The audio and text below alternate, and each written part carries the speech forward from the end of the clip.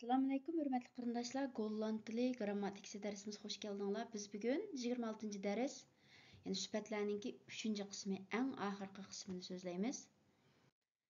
Yəni bugün sübətdaş, yəni fe'illarninki pütken zaman və hazırqı zaman şəklininki sübət şəkildə kullanılışını sözləyimiz.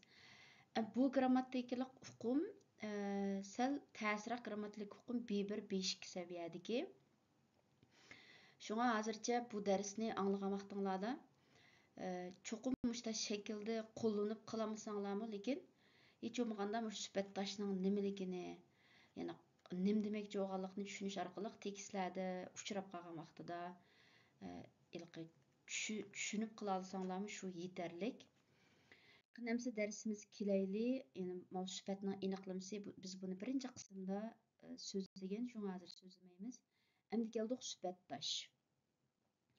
Yani sübətdaş degan asli fe'il, lekin sübətga xos grammatik xususiyatga ega bo'lgan şeylarninki harakatga munosabatlik belgilarini ifodalaydigan shaxssiz fe'il shakli. Yani asli u fe'ilning bir xil shakli uchu. Lekin hozir jumlada bu fe'ilning bu xil shakli ismlarning oldida kelib sübət bo'lib kelalaydi ham shaxssiz holatda keldi. Shaxssiz degani hamma shaxsga o'xshash holatda keldi demakchi. Masalan, bizning Uyg'ur tilimizdagi o'qigan odam. Asli o'qigan degan, yani bir narsani o'qib bo'lgan deb bir fe'il-ku, lekin ismning oldiga kelib menda hozir o'qigan odam, yani sübətdaş, sübət rolini o'ynayotidi. İçilgan gül, içilib bo'lgan gül, pishqan olma, qaynagan suv degandek shu qizarang bo'yab qo'ygan aslamisi bir fe'il bu. Lekin hozir miyada ismlarning oldiga kelib sübətga xos grammatikalik xususiyatlarga ega bo'lib kelyotidi. Anda shaxssizligini hamma shaxsga o'xshash. Masalan, u o'qigan odam, biz o'qigan odamlar, sizlar o'qigan odamsizlar deb biz desakmi shu o'qigan, u desimi o'qigan, sizlar desimi o'qigan deb ifodalayapmiz. Shu shaxssiz. Endi keldik Golland tilidagi qismiga. Yani Golland tilida foltoyda deal word. Yani biz foltoyda deyit pütken zaman deb öğrengendik. Pütken zamanninki her bir fe'ilninki, yani pütken zaman sözü bo'ladi. Aş foltoyda deal word. Del aşı söz Golland tilida bizning tilimizda sübətdaş degan shuni ifodalab kelalaydi. Masalan, vergroten fe'ilning asli shakli, buning ma'nosi cho'ngaytmoq degan ma'nosi bor. Buningki voltooide deelwoord vergroot. Yani çoğaytılgan deb. Endi bu mushu voltooide deelwoord qismi cümlede sübət olab kelib, masalan, in vergroot plaatje, çoğaytılgan resim, yoki in vergroot foto, çoğaytılgan surat deb miyada hozir fe'il sübət vazifasini o'tab keladi bu sübətdaş. Endi bir diqqat qilinglar. Bu hem şu sübətlərninki başqa grammatik xususiyatlarga o'xshash keyinda keladigan ism. Agar het artikul keladigan ism bo'lsa, mas holda shu qoida bo'yicha, d artikul keladigan ism bo'lsa, shu qoida bo'yicha keldi. Masalan, vergroot plaatje, het plaatje bo'lganlik uchun shu fe'ilninki voltooide deelwoordning asli shakli keladi, vergroot. Lekin ma foto, d foto bo'lganlik uchun vergroot d foto deb keladi. İkinci misal dun qılmaq. Bununki voltooide deelwoord gedaan, qılğan. Mesela gedane zaken, qılınğan işlar, qıp bolğan işlar. Zoeken izdemek, gezocht, izdedi, izdegen. In gezochte misdadiger, in izdildigan cinayetçi. Achten, hürmetlemek. Geacht, pütken zaman şekli. Geachte heer, yani hürmetlik efendi. Vinden, tapmak, izlemek, gevonden, voltooide deelwoord. Gevonden verwerpen, tepulangan narsalar. Sluiten, gesloten, in gesloten winkel, taqalgan dukan degandek. Yani voltooide deelwoord ismlarning oldida kelib, shundoq sübət vazifasini o'tab kelalaydi. Masalan, amaliy misollardan van gemaakte fouten kan je veel leren. Yani asli maken fe'ilning asli shakli, gemaakt pütken zaman shakli, de fouten bo'lganligi uchun gemaakte fouten deb keladi. Yani van gemaakte fouten kan je veel leren. Yani ötküzgen hatalıklardan çık näslerini ügüneleysiz. Die vergroten foto vind ik heel mooi. Yani vergroten asli yani av çoğaytılgan resim. Menimce çıraylık ekan. En ik lust geen gebakken eieren. Asli şekli bakken bir näsini qoruş. Gebakken, qorulgan, gebakken eieren, yani qorulgan tuxumni yaxshi ko'mayman. Ik lust geen. Gevonden verwerpen. Yani asli şekli finden bir näsini tapmak, gevonden verwerpen bo'lgan narsalar. Kunt u hier afgeven. Ik koop altijd gewassen en gesneden groenten kopen.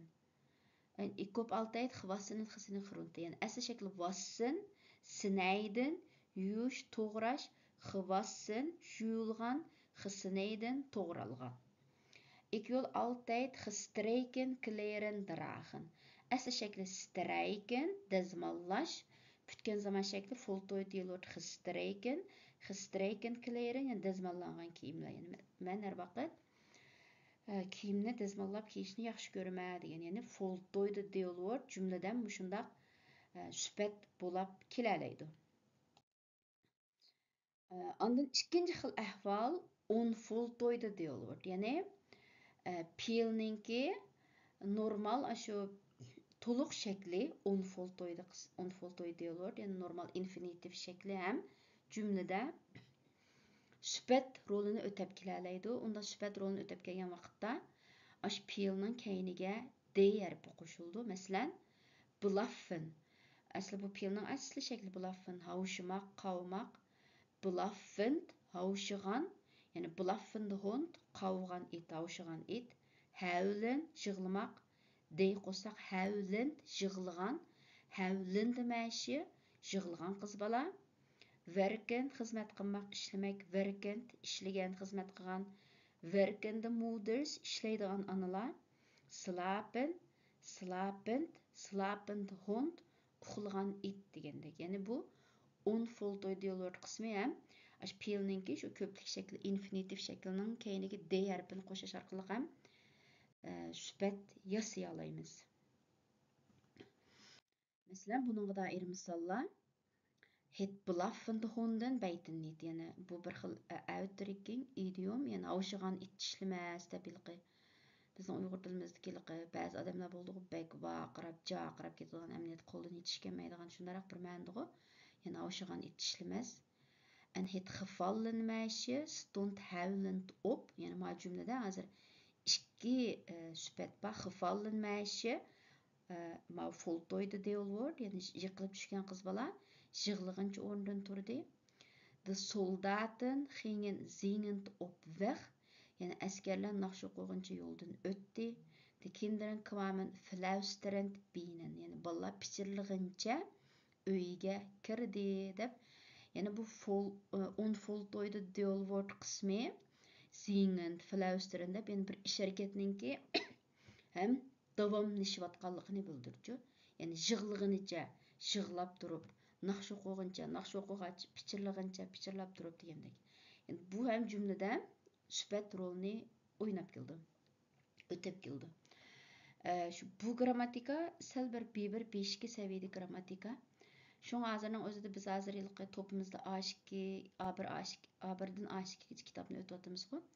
Şoň hazırның özüde kitaplarymyzda bu xil grammatika jyk çykyşyna ataýyn, lekin bunu hem hazırça anlap koyup, keyin inşallah kitaplarda uçurgan wagtda ýene bir qytym anlap çykyşyňlaryny täwsiýe kılman. Şu wagtda tyxym bek düşünüş köp gitiş mümkin.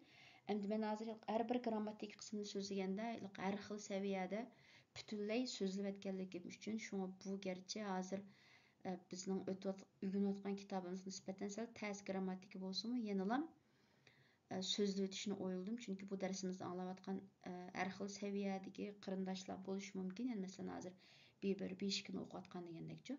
İnşallah şulağımı bir yardımda bolup kılışı mümkin. Yani süpet doğrusunda sözleydiğen grammatikimiz bütünley tügüdi. Muş 3 kısım dersimiz bilen. En ahırda 2 məşq ep geldim. Bu məşqni inşallah çarşamba günü dersimizde birge işleyimiz. Şu aldın muş dersini anglab bo'lgandan keyin mush mashqni ishlab baqsanglar bo'ldi. Masalan, birinchisida har bir ism bor, ismning oldiga mos keladigan sifatlarni qo'yamiz. Ikkinchisida bir kichik hikoya. Bu hikoyaga mos keladigan sifatlar berilgan. Biz faqat sifatlarninki mos shaklini qo'ysaqlar bo'ldi. Shu buni ham oldin ko'rib kelishinglarni tavsiya qilaman. Inshaalloh chorshanba kun darsda birga ishlaymiz. Ma'qulamsa shunday qilib sifat to'g'risida so'zlaydigan grammatikalik darsimiz butunlay tugadi. Keyin qitimliq darsimizda ko'rishaylik. Omon bo'lgaysizlar.